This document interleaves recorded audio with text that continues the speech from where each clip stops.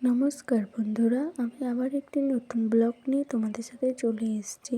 আমার গত দুদিন ধরে তোমাদের সাথে ব্লগ শেয়ার করা হয়নি। কারণটা তোমাদেরকে অবশ্যই বলবো। যদি ভিডিওটিতে কোনো ভুল ত্রুটি হয়ে থাকে তাহলে আমাকে প্লিজ ক্ষমা করে দিও। বড়দের কাছে আমি ক্ষমা চেয়ে নিচ্ছি, যেমন ছোটদের কাছেও ক্ষমা চেয়ে নিচ্ছি। আমি ফার্স্ট ব্লগে তোমাদের সাথে শেয়ার করেছিলাম যে আমার বাবা অসুস্থ ছিল।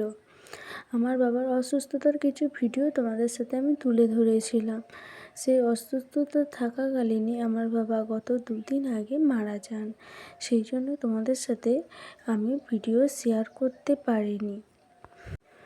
জানি আমার ভিডিওটি তোমাদের কারো ভালো লাগবে না, তাও প্লিজ আমার ভিডিওটি ভালো লাগলে সাবস্ক্রাইব করে দিও এবং লাইক কমেন্ট শেয়ার করে দিও। প্লিজ আমার পাশে থেকো।